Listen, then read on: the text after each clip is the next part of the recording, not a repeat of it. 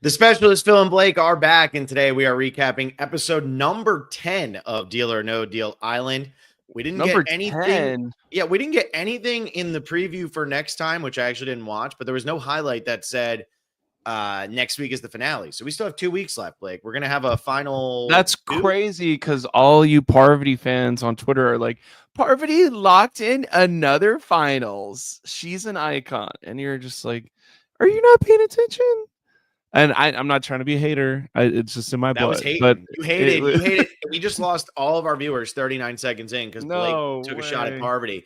Yeah, I was really surprised. I thought for sure if we were doing a double elimination that we would be just rushing through the end game now, because last season they go into that finale with 4 people left, but literally the first second of the finale, it gets to final 3. And then within the first 5 minutes, it's down to final 2.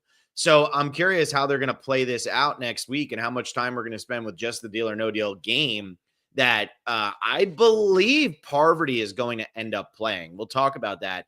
But I do think that Parvati is ultimately going to be the one who's playing Deal or No Deal in this situation.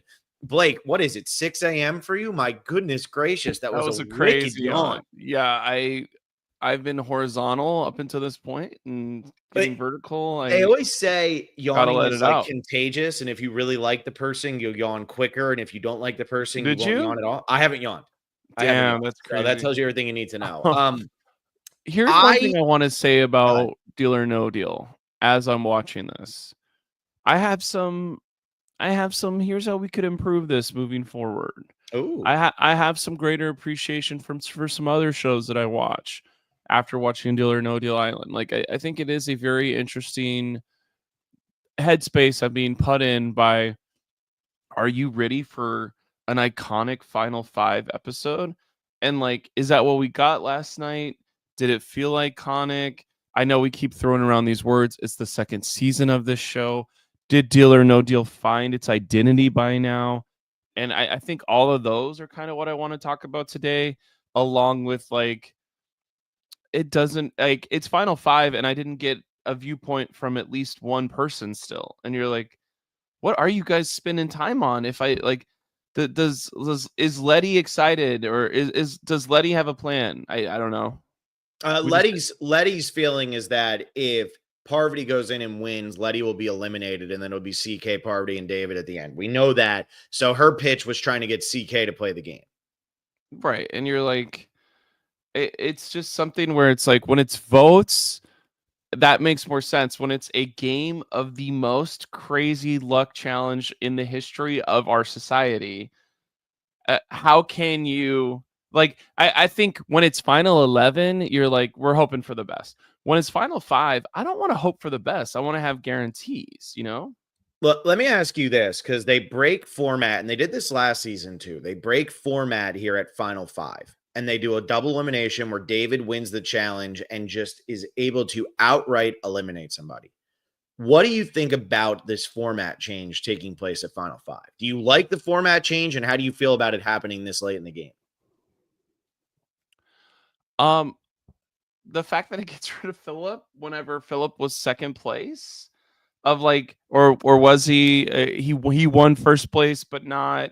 Like, he didn't get the money. The problem was he didn't secure the good case. That was his problem. Right. And you're like, okay, eliminating anybody, it is a completely different thing. Why didn't we have 2 Deal or No Deal games? This one is solely to see if you move to the final 4.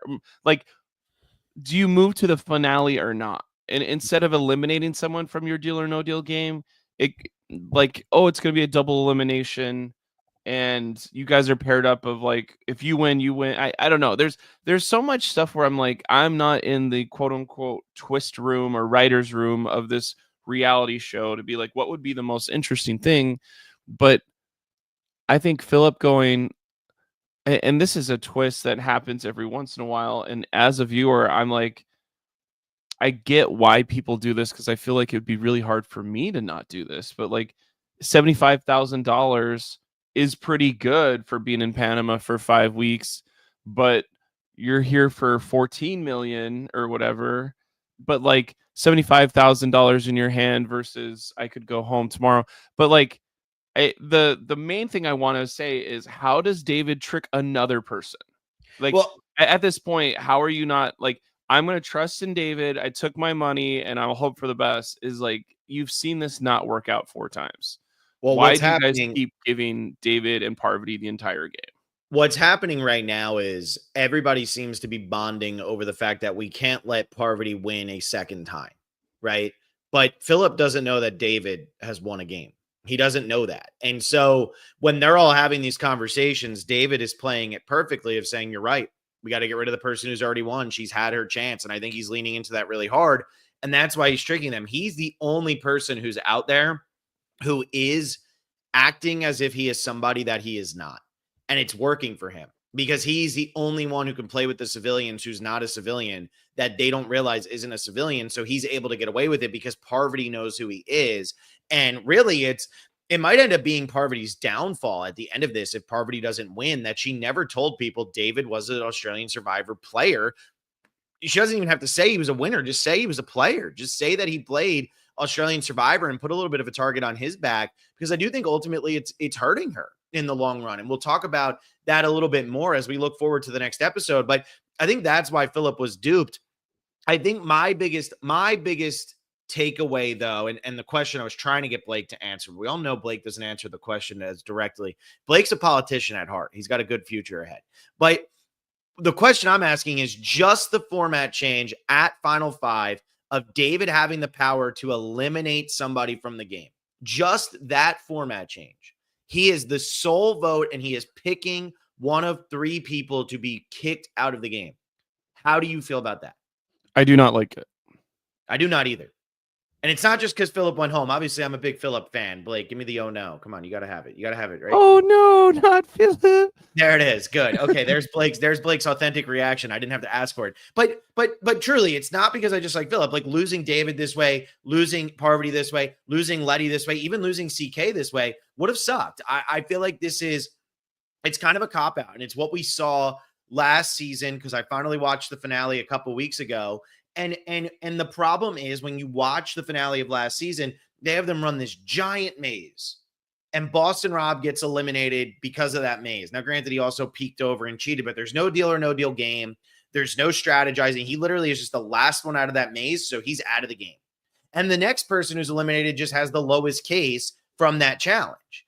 And it feels like they're still trying to figure out the end game of this show. It seems like they don't have it locked in, because when it comes to Survivor, you have idols and you have fire making now and blah, blah, blah. But fire making happened, what, 4 times, 5 times, 6 times before it became a staple?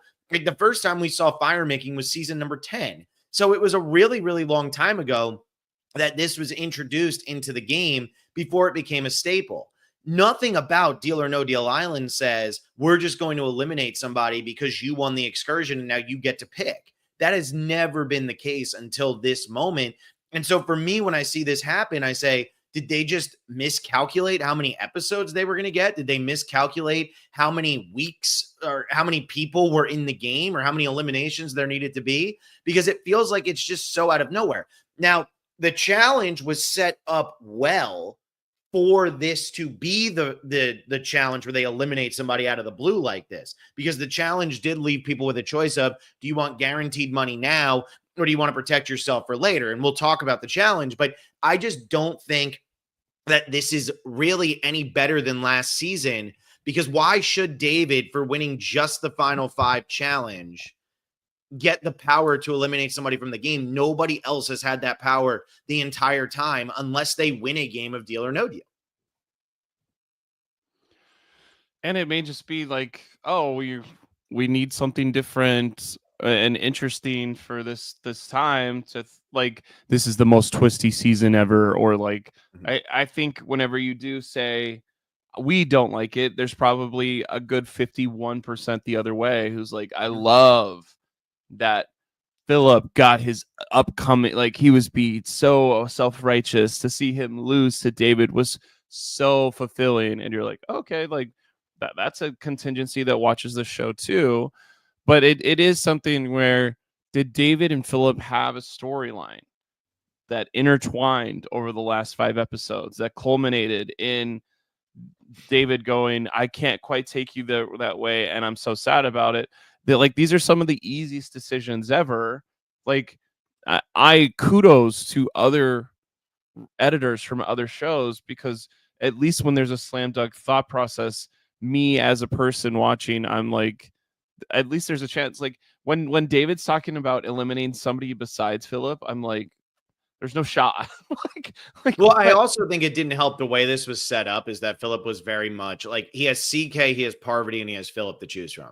We know he's not choosing Parvati, and then CK is somebody that is beneficial for him to have in the game as Right. long as he possibly can. And so like CK is another one who is being duped by David at this point because she is going to go to final 2 with David if she has her say and eliminate Parvati. So I do think that David is probably playing this as well as he can. And if it becomes a physical challenge at the end, his biggest competition is either Philip or Letty. So of course you want to go with CK.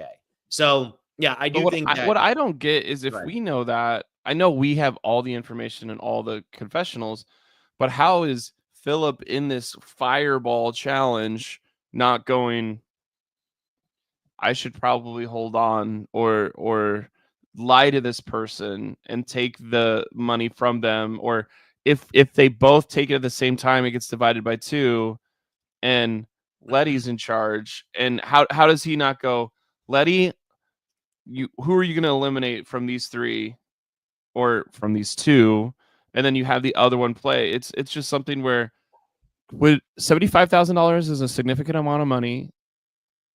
I always say $40,000 or like $50,000. It's 1.5 of $50,000, which is the minimum amount I would sign up for a game show to play, unless it's Wheel of Fortune. I'll see there, but like $50,000 is the amount that, okay, we can start paying some bills and putting some away where like it's a significant amount.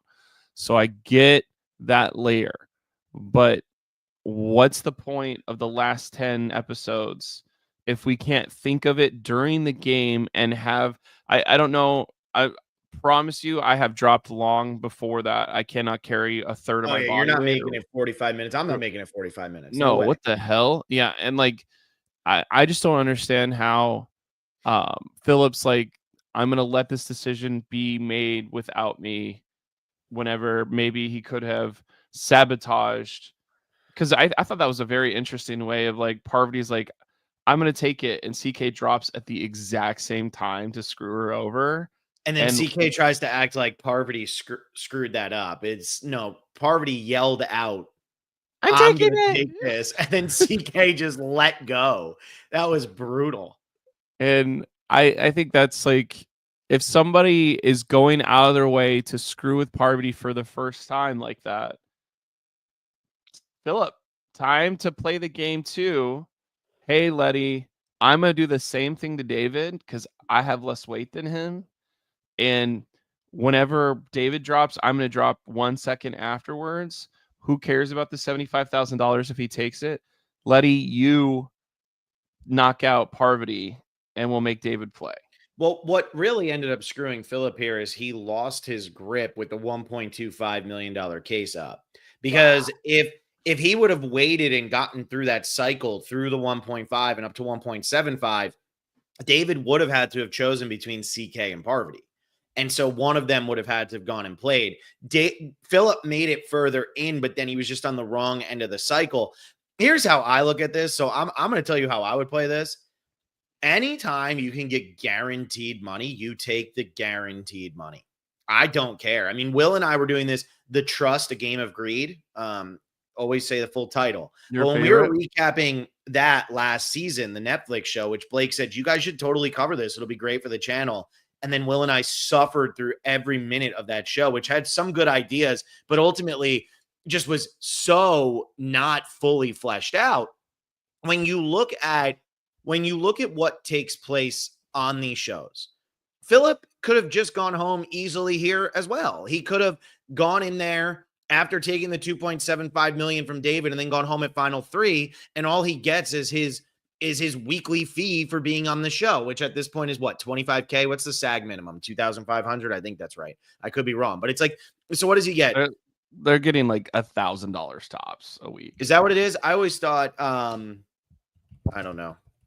I mean, it's not getting more, like $1,000 a week is what they get on Big Brother, and if it's good for CBS, I'm assuming it's going to be good for NBC. Yeah. Anyway, so but that's not the point. But what the point is like, so you're only getting your money for showing up, right? You're getting your prize money. You're getting whatever it is. You're not getting to play that final case. So in the trust, they always had these things that would say you can take $50,000 now, or you can deny this and go further in the game and try to stay around. I'm taking the $50,000 and I'm leaving the game. Like, I wouldn't do that in Survivor. That's because Survivor is a totally different game. But Philip has a chance to take 75,000 and stay in the game. Hope your relationships are good enough. Yeah, I think that is maybe a huge spotlight on like what was actually going through his mind of like, I probably don't have this good enough relationship, but if it's 70, I don't have to bet money on it. I get money to test this relationship, sure. But I do think that opens the can of worms of Cindy from Guatemala is probably going to make the final two, and then she goes, "I'm going to get a car," and everyone goes, "I hate you, bye." And like Philip Cindy maybe was never winning Survivor Guatemala. Oh, she could have gotten second. No shot. Yeah, she could have gotten second. She had no shot of winning. But like whenever I think whenever you do the thought process of I'm going to stay and play, but I get some money, everyone's mindset goes, you've already got yours. And like that happens on Big Brother when it's like they got $5,000. I can't imagine multiplying that by, is that 15? 15, 30, 45, 60, 75. Multiplying that by 15, people are going to be like, 15, you got $5,000 15 times. That would be the best. Are you telling me you wouldn't? I know you're saying this now, but like when we were starting off, are you saying you wouldn't take the money if you had the chance, if you had the physical prowess to do this, you wouldn't take the money, you'd play for the case and try to stay longer in Deal or No Deal? Or would you take the money and hope that you could work something out with the person who ultimately wins? Honestly, and the reason I'm fake yawning right there is I don't understand the game. Was somebody going to get the $75,000 no matter what? Yeah, whoever was the last person left was going to get $75,000 no matter what. But it was about dropping out when the case was at its highest, which is why Parvati tried to drop at $3 million because she assumed it was the highest. And that was why when Letty just lost her grip, all she got was the $1.75 million. So you could get the $75,000 and then cycle back through the game and get to a better case total. Philip just lost his grip, so he never got back to the better case total. But if he drops 5 seconds after David, did they split that case and he still gets the $75,000? That's a good question. I didn't understand. That's a good question. It's like, why would he not do that layer? Yeah, I don't know the answer to that because that is what happened with Parvati and CK is Parvati dropped, took it, and then CK dropped immediately after. I don't know if it would be one of those things where, because it was an accidental drop, I'm sure you've rewatched Fans versus Favorites, hopefully, because we've pretty much podcasted the whole thing for Every Season Matters right now for Patreon. But like when Alexis drops in the one challenge and Jeff is like, I didn't even show you what it was. Get out of here. Like, you did not do that on purpose. That was accidental. You get nothing. And she throws a fit over on the bench. I think that's probably what would have taken place here is David says, I want that one. Philip says, go ahead and take it. David drops, says, great, we're getting it. Joe would probably say, David, this is yours. And then if Philip were to drop right after that, they'd probably be like, all right, Philip, well, you went back to the 1.25 million. You went back to the next case almost because you already agreed to let David have that one. David's already accepted it. It didn't happen quick. It was an accidental drop like what Letty's was. Letty's was an accidental drop, but during that portion of the game, if you accidentally dropped, you just got whatever that case was. So Letty accidentally dropped, gets safety. Like some people have all the luck. She doesn't get full safety. So this was something I was a little confused about too. It was so confusing. But so she can't go and play Deal or No Deal, but she can be eliminated by the person who plays Deal or No Deal, which was unclear to me at first. which has not happened 5 times this season. Yeah, so Usually it's everybody is eligible to go home right now except for David. right. I think now is where I would go into the thought process of kudos to other shows. I don't think I've talked about the nuance of rules on some of other shows' challenges this much ever in my life. I think it is important for, like, did you explain this to your mom, your 60-some-year-old mom, about how this challenge worked? You couldn't pay me enough to do that right now. Like, how did it work, Blake? Yeah. Let me just put Joe back on and try. And like, it doesn't seem like, even when we were talking to Philip on our actual podcast like 6 weeks ago, it was like, oh, we get more instruction on the side. I'm like, thank God, Yeah. because I would be like, I don't know what's happening. I think we've watched 10 episodes now, and I've been confused maybe 6 times out of 10, which is not great. But what I'm trying to say is, like, we do our, here's what's going to happen on our reward challenge in Survivor. Throw the balls here, put this thing here, and there's never like a, if you do this the right, like, the what's the weirdest thing that's happened in a Survivor challenge in the last 5 years that was Wendell. a discrepancy. Wendell And with the that was puzzle. such a, we're just doing a moment to have a moment, and thank God Wendell doesn't go home that night, because it would be one of the, like, Peridium would make 45 videos about that one moment probably. But you're like, if Deal or No Deal is going to make it to season 49 and then get all stars for 50, they have to figure out this challenge stuff of, like, simplify it, not only for me, the viewer, but we need simple stuff. So whenever I am screwing you over, it's very obvious. Mm-hmm. Not, oh, I screwed you over, but I can kind of hide behind, I didn't know the rules that well. Like, I think that's when it gets muddy, where you're like, it's hard to edit around that. It's hard to make your characters, when it's like, oh, that's how that worked. I'm sorry I screwed you over, David. I thought I was doing something positive for you. My bad. And like, I don't know. It's kudos to the editing and kudos to the challenge team, because this is 2 episodes in a row where I'm like, this probably looked like a really cool set piece for the people on set, or the for the 5 contestants. It's bags of money that they're dropping into fire pits. Very Is that, BoJack Horseman. and you're like, is this literally satire of the show or something? I know. I'm literally just laughing about. Remember, this is for charity. It's Yeah. for charity. That's one of the best episodes ever. Hollywood stars. Hollywood Do stars they and know celebrities. things? What do they know? Do they know things? Let's find out. Yeah. Um, it's last week. I hate to go last week again, but like, we're crossing the balance beam. No, we're not. We're mud crawling. We're doing this. I do appreciate, you said there was a huge maze last year. It's like, I kind of need that for a Final 5 challenge, a Final 4 thing. We're skipping a Final 4 challenge because we're going straight to Final 3. I thought this Final 5 challenge was pretty. I thought this was a solid challenge. I really did. Okay. I thought it was visually good. I thought the dropping the money in the fire is a fun element. I thought physically it's one of the most demanding challenges we've seen on any show in a while. Like, Survivor has kind of backed away from doing these types of challenges, and a lot of times it'll just be, oh, you're going to hold up your own percentage of your own body weight for as long as you can. I thought the added element in this one of when the people would drop out, they had to make the decision to go after you. And so David has multiple people who put their weight into his. I thought that was an interesting element. And thank God that it was these people who are left. Could you imagine Lachelle doing this challenge? She would have gotten smoked here. So Poor I, Lachelle. I just think that's also the funny thing with Deal or No Deal Island. Deal or No Deal Island almost needs to figure out a way to, like, turn into a spy game or something like that. And just hear me out on this, everybody, because I don't mean spy game literally like spy game, but just hear me out.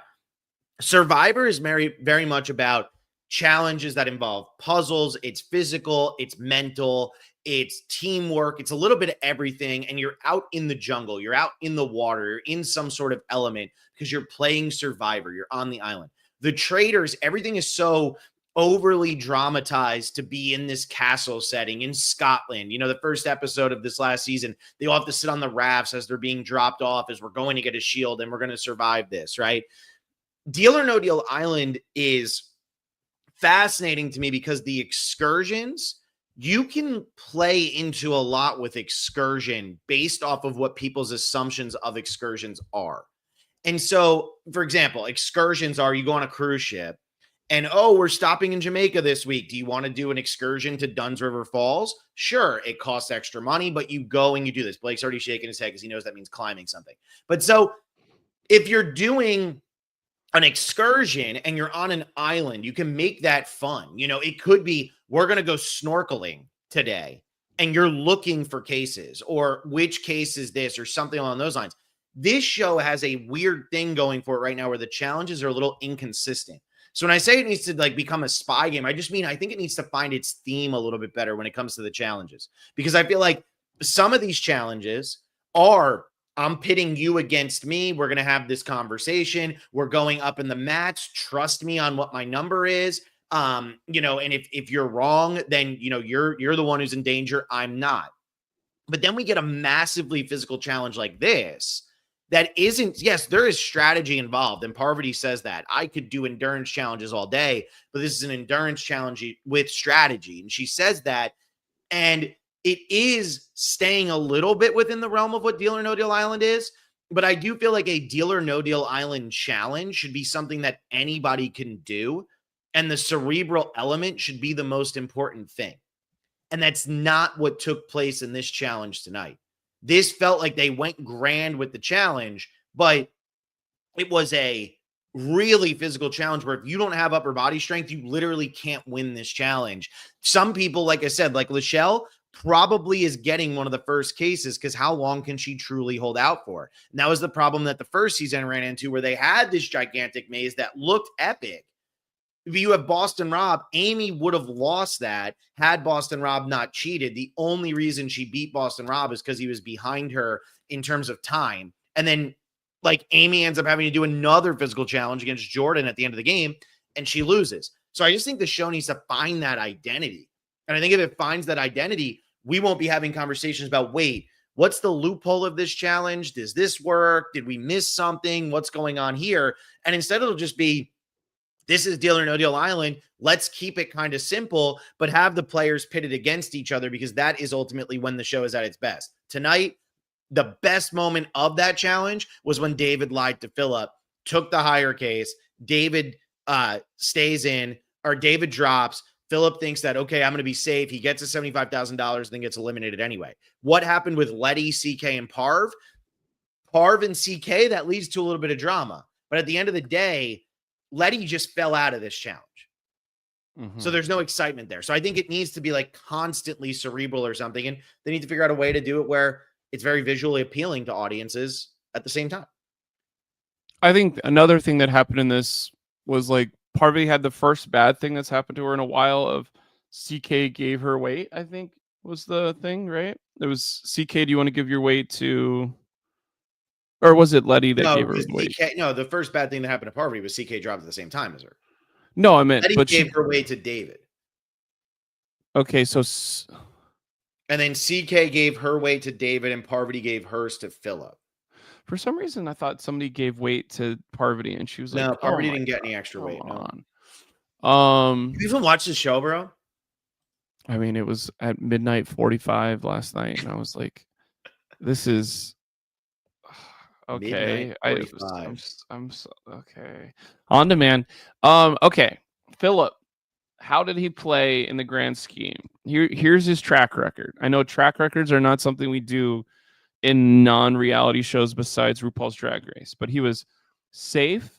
He won with Parvati on episode 2. Safe, risk, safe, risk, eliminated. Mm-hmm. Whenever I look back at that, it feels like Philip played better in my mind than he actually did when it came to what do you think is a good player in this game? Of somebody that's can avoid being risked the whole time? Or do you think it's one of those things of oh, he must have had a great social game because he was at risk so many times and didn't go home?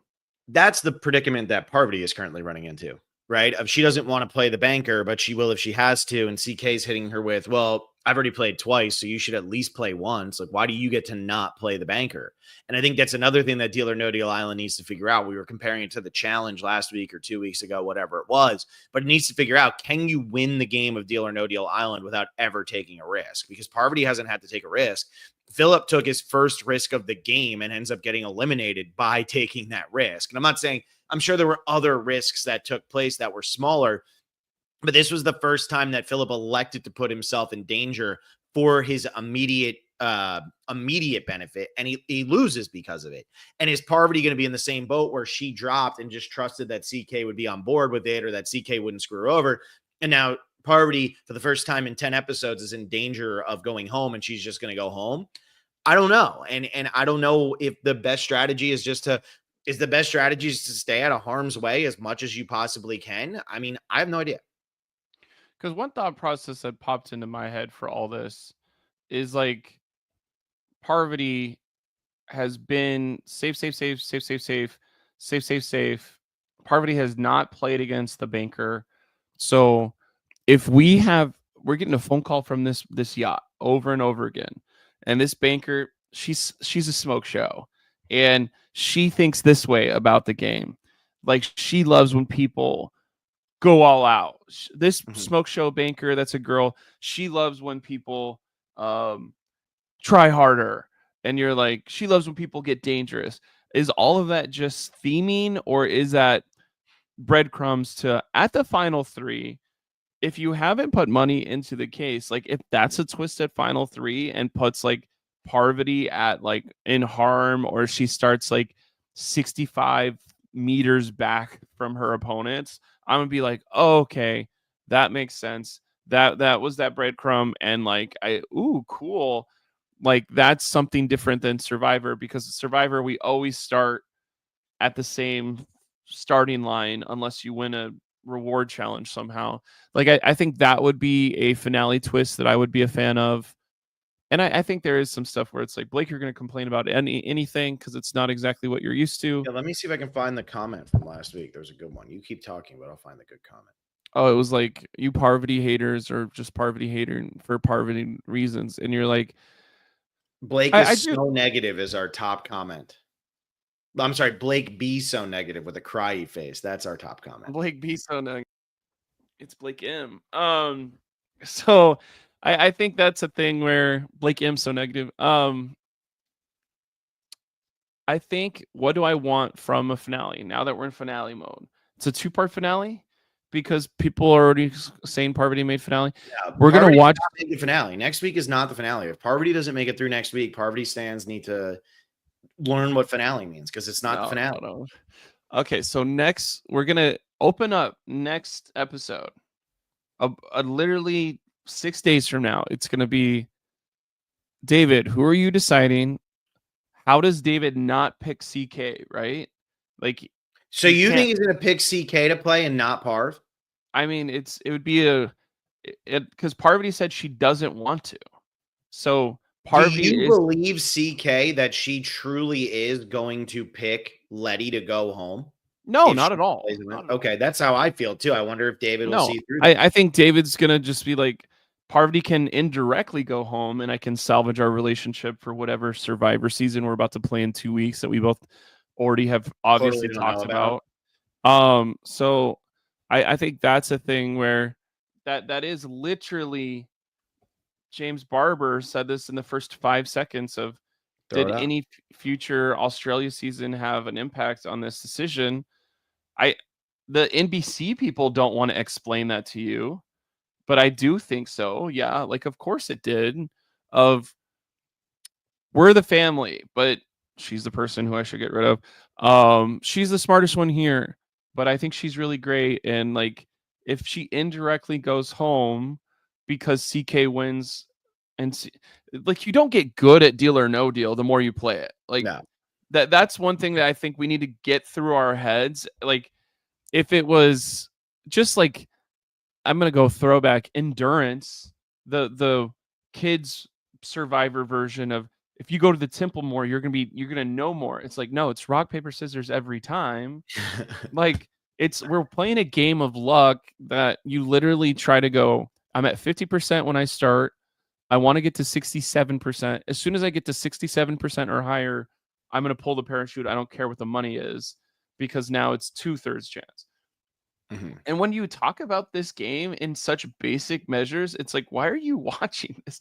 And you're like, I like it. I like it. I like it. But like, at a core, the game is like, you're going to go play Deal or No Deal. You're like, oh my God. No, I mean, that makes sense at 11, but at final 3, it's so it actually is a very fair question to you right now, though, because this is, again, where I feel like the crux of the game, what the game is, falls apart. It fell apart in season 1 from final 5 to final 1. I'm sorry, from final 4 to final 1. We didn't watch anybody play Deal or No Deal. Boston Rob got eliminated. Then Amy got eliminated, or then the other girl, Stephanie, got eliminated, and then Amy got eliminated on a ropes course, and then we saw Deal or No Deal. So and now at final different from cool. And we just watched an episode tonight of Deal or No Deal Island, where they didn't play Deal or No Deal. Just Island. Can this show last? And like I've been talking about how I feel like Deal or No Deal itself, that portion of the game needs to be a shorter portion of the game. But can this show last if they're going to have episodes that aren't going to have Deal or No Deal? Because isn't that I'll ask you, was this your favorite episode or not? No, because also the person who got eliminated just got picked to be eliminated. I did think that there were some good, interesting things that happened in this episode. Again, I still think Philip having to make the decision of, do I go for the 75K or do I do something else? The fact that if you drop out, you split the money with people. I think that that's a good mechanism for the game. However, I think that the fact that tonight we watched all that happen and then David just said, Philip, you're gone. And then we're left on a cliffhanger of, will David pick Parvati or CK? We just watched, like you said, we watched Island. We watched 42 minutes of Island. And you know what? That's fine. Like, I don't personally need Deal or No Deal in every episode. But is that what Deal or No Deal Island is going to be? Like, could you imagine if there wasn't tribal council in every episode of Survivor? The only time we don't get a tribal council is if somebody gets injured. So this is where I don't think I've said this in a while, but it's like, it's time to pay off your audience. And cliffhangers are the worst for me, of like, we lost Seychelles, but we did a cliffhanger. And like, why did we do a cliffhanger? Because somebody else could have maybe gone home. The Traders cliffhanger this year was awful because we all figured it out 12 hours later what was going to happen. And then we waited for 6 days and what we thought was going to happen happened. I don't think cliffhangers work. Cliffhangers are frustrating because, like, Survivor, every single episode that's ever happened of Survivor, which is your clearest, longest running show that you probably should try to emulate some of if you are a brand new show trying to push it out. The one thing I would emulate about a Survivor for the rest of time is that when it's 52 minutes into your hour, you are paying off your audience with the episodic content of an episode that can stand alone by itself. And that's eliminating someone that the narrative built up to it, the editing built up to it, whether you want to pull a rug from your audience and be like, just kidding, it was actually Phil going home. Like that all needs to happen instead of a cliffhanger of tune in next time. Because if you leave there has never been an episode and you're going to be like, well, there's 2. And like, that's not a lot. Like, no, I'm saying of Price is Right, where they don't have the showdown at the end. Like, it's always the showcase showdown. The biggest prize of Price is Right is always given out at the end. Here's how it happened, and you're like, oh my God, that's amazing. And it's over. Neuter your pets. Goodbye. And like that's a thing for Survivor, is you're always going to see the person go, oh, you guys got me. Here's my final words next time on Survivor. Like, we are always wondering what's going to happen, and like, break the game or do a crazy twist in minute 10, but don't use the last 5 minutes of what your audience is expecting to do twists and turns and tune in next times. Because like, if I feel more satisfied by watching your show, I'm going to watch it again. Yeah. But if you leave me unsatisfied and you go, come get satisfied in the next 3 minutes of next episode, if I'm like, oh, I can't wait, and if David bitches out, I guess he's going to. David's going to say, CK, you be the banker. Then I'm going to go, why couldn't you show me that last time? So, and you're like, well, I have a feeling on this right now. And I think that cliffhangers worked in 2003, 2004, in 2006 when Sari versus Danielle was taking place, the fire making challenge where they cut to commercial and then it was like, we're saving that for the finale. It used to work because information wasn't easily accessible. Nowadays, information is too easily accessible. There's too much conversation that can go on. So right now, I'm sure, and I have no idea because there's no way in my life that I would ever look up Deal or No Deal Island spoilers. But like, I'm sure that if somebody wanted to right now, they could just Google who wins Deal or No Deal Island season 2. And there probably be some way of figuring something out. And maybe I'm wrong. I have no idea. But you see this with stuff like The Traders and with other stuff. People can have too many conversations. We see the clips, right? Like there's that crazy clip going around, and I know Survivor's tonight, but like of Shaheen in a different buff. And people are like, well, so then a tribe swap has to be coming because Shaheen's in a different buff. And CBS like put that out there, and most, like back in 2005, nobody would notice that.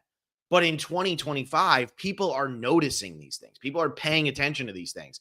And so I don't think cliffhangers work in 2025 because we will sit down and talk about it. And how many other podcasts are out there talking about this right now, about when the Traders had their cliffhanger, when Deal or No Deal Island does their cliffhanger? We sit down and talk about it. You can go on social media. You can see people dissect it. And what will end up happening is most people, or the majority of people, will end up coming to a conclusion, right? Even if it's 51% of people say, I think CK is going to get chosen. But 51% of people will say CK is going to get chosen.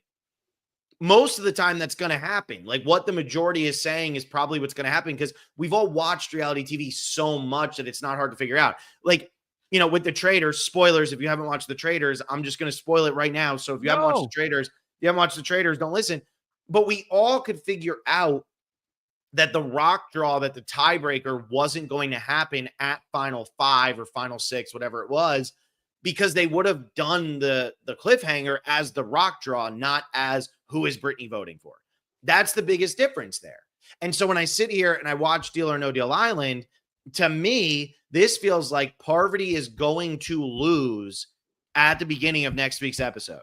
Whether she plays the banker and loses, or she doesn't play the banker, CK does, and chooses Parvati, it feels to me like Parvati is going to go home, because that's why they're doing the cliffhanger here, because they want to keep Parvati in one extra episode to get those people who are invested in Parvati to watch episode 11. It's exactly what they did with Boston Rob.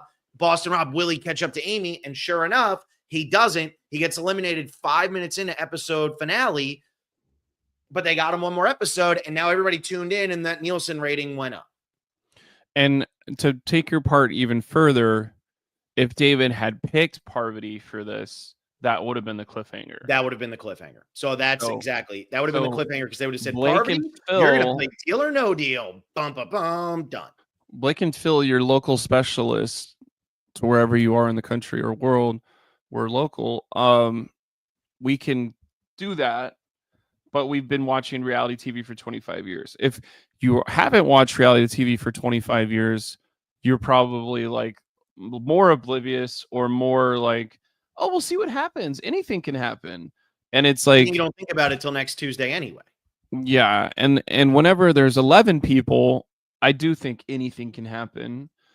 But when there's 3, it's like, it's clearly, this is what's well, and yeah. So what I think 44 minutes into this podcast, what we've come to the conclusion of is next week's episode is going to begin with David picking CK playing the banker, and CK winning. Or no, I think that's what it is. I think that's what we come to the conclusion of. That would be my guess based on where the cliffhanger was left, is that CK will be the one playing. That's not enough drama for people to tune back in, but CK will win and she'll eliminate Parvati, and that's what happens right off the beginning. So is it worth, which one of CK, Letty, and David win the whole thing? David. I think David wins. Yeah, I think they blew it. They I think it needed. was between David and Philip the entire time, and now that Philip's gone, I think David wins, and they are all going to go, "Oh shit, you won Survivor." And Deal or No Deal Island. And like, I don't know if this is like perfect. David blew open because I think his name was in some other, like, is he going to play another American game? But like, David winning, is it going to make, oh, Peacock's going to go get Australian Survivor and put it on their thing?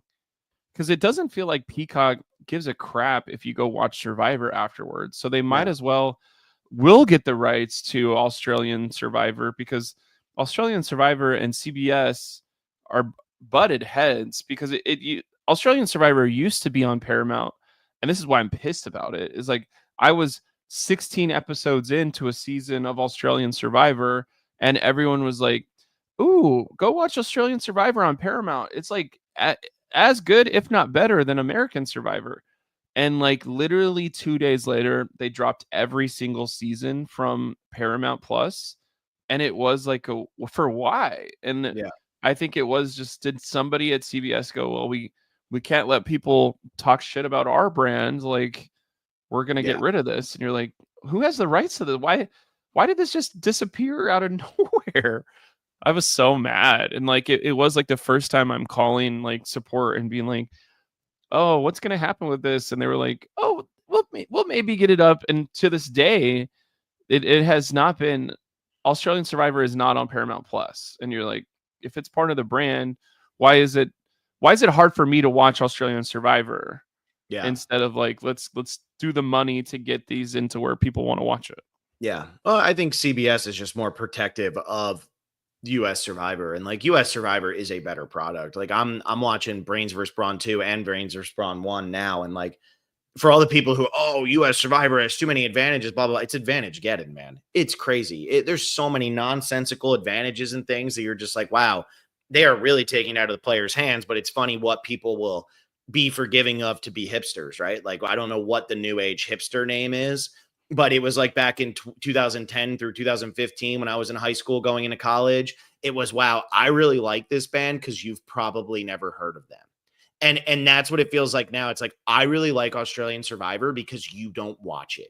Look, Australian Survivor is solid. Like, it's very good. But when people try to act like it's less of a broken game than US Survivor is, no, it's just as broken, and the edit is way worse than what it is on US.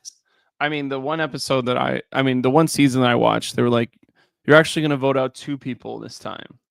And I was like, that's kind of weird. And then they're like, the people you voted out are getting swapped to the other side. And I was like, man, fuck. like, like they did their whole like, deuces, see you never, hope you die and burn in hell. And then the next day they were on the other side. And I think that person made the merge, does do extremely well. I think I was at final 8 or something, but I looked, I think they get like second place after they got voted out and deuced on, and they like turned on their old tribe. And it's like, Oh, yeah. That's how do you prepare for that? Kara. Yeah, there's no way I know her name, Yeah, but like, that's who it is. But yeah, she gets voted out of the game, and then she almost wins. Like, right, yeah. crazy. Anyway. No, I love Survivor in any format. I can't wait. I just can't watch it legally, and I'm a big legal guy. Until it's time to watch Survivor on East Coast time. We're 48 minutes in. Also, if you're still here, like the video, subscribe to the channel, like the video. Still, thank you for listening. Yeah. Yeah, but there's no effort to liking the video. It's funny. We'll get like, not on Deal or No Deal, obviously, but we'll get like 175 people watching live for some of our episodes. And then I turn around and we have like 36 likes. I'm like, what did you all hate that? Because that's essentially what YouTube thinks that means. So if you're watching, like the video, because otherwise YouTube thinks you don't like it. They don't have I guess they have a dislike button still. We just don't get to see the numbers, but they're assuming you don't like it if you don't like it. So please like the video and help our Deal or No Deal numbers get over 700 again, because people have just been like, deuces, bye, like Blake just said. But you're coming into this. We're at Final Four now. Any way you see Parvati getting past this next point? Do you think that there is a chance CK plays and just loses? Do you think there's a chance that David throws Parvati in? No. That there's a solid answer to that. It's no. I think because all the narratives that we've seen of like CK very specifically saying her plan, and it seems like it's either CK or David, in my opinion, win the whole thing. I feel like Letty dropped out here of like her plan is not going to work, but like she'll be there, and like But David and she's CK. final 3. Like that's crazy, right? She could still be a final 3. Yeah, like I think she will go lose at third, and then, but I don't know how all this works. Like maybe So it's you just don't like, think that there's any way CK boots if she were to win? You don't think there's any way she boots Letty? no, she literally said, "I'm gonna get rid of CK." I'm like, and what's Well, funny is CK can't get rid of CK. She's CK said, "I'm gonna get rid of Letty or Parvati." God damn it! All these people have the same CK, Parvati, Levity. But it's there's no. We need a Tabitha. You got to wrap this up. We need a Tabitha. before Yeah, Blake I think CK makes the most narrative sense of like burning everyone and still being in the final 4 would be like a crazy Survivor story. So I don't know why it hasn't been more harped on here, but I think she's going to burn some more people. And if there's not a jury vote, you can burn everybody and still win. Maybe that's how CK wins. Yeah. The next time on preview showed all the eliminated contestants. Does that Now mean we got to talk for another 30 minutes. No, Neil or No Deal. Dixon's back. Dixon's back. We only had 11. one episode without Dixon. Should we watch it live real quick? I think I'm going to. Hold on. Yeah, Hold send on. me the Let me see if I link, can find bro. it. I don't know how you find this. No, it's on peacock.com. It wasn't on Peacock because I watched it on Peacock. It wasn't there. My my on-demand stream cut off, like cut Joe off as he was setting up the next episode. So I was like, okay. Yeah, because like when you watch on Peacock, it doesn't give you the next time on. Let's just click money to burn. Why is my TV provider not here? This is brutal. This is a brutal end. James Barber, you can't do this to us. Don't spoil it over there in case somebody's like, no. Okay, I'm watching the credits. There's 20 seconds left. Okay. It's all credits so far. Well, you're on Peacock. Have you not listened to a word I said? Peacock doesn't show. You have to go to NBC. I know. I was making sure. It doesn't show it. NBC.com. I have a Home Chef ad that I'm watching. This podcast brought to you by Home Chef. Bring it home, chef. Is that their logo? Oh, that is their slogan, right? That's amazing. There's no way it is, but that would be a phenomenal, and I mean phenomenal slogan. We now have to watch 11 seconds of ads. 9, 8. Everybody count this down. This is a big deal because this might impact everything. Because I don't get to watch the next time on Peacock, and I watch it on Peacock because there's no commercials, but NBC has commercials. Have you watched any after show clips with Boston Rob yet? I have not. Have you? No. Do you think Boston Rob watches us? Yeah, he texts me after every time. Oh, you know what? No, it's just credits on NBC too, so I don't know where the next time on is. Okay. Anyway. So we get to see Sydney back. Who are you most excited to see from? So you all just got to listen to us for 4 minutes, drag that out for nothing. All right, we're done. Dr. Will's back. I like this cast. I'm excited for you get to. I guess it's not going to be a vote to eliminate, but it'll be you guys get to give David more weight or give Parvati more weight or give whatever more weight. And maybe CK just auto loses because there's like 4 people that she screwed over. Yeah. Maybe this is the way Letty gets to the final 2. Great. Thanks, James Barber. Like the video, subscribe to the channel, become a patron for other content, patreon.com/thespecialist. We'll be back tonight, Will and I, after Survivor 48, episode number 3. Real Nicolas Cage says, I just joined. You got to recap the recap now. It's over. You're done. We'll be back in 10 minutes. Be back soon. A new video. Bye, everybody. See ya.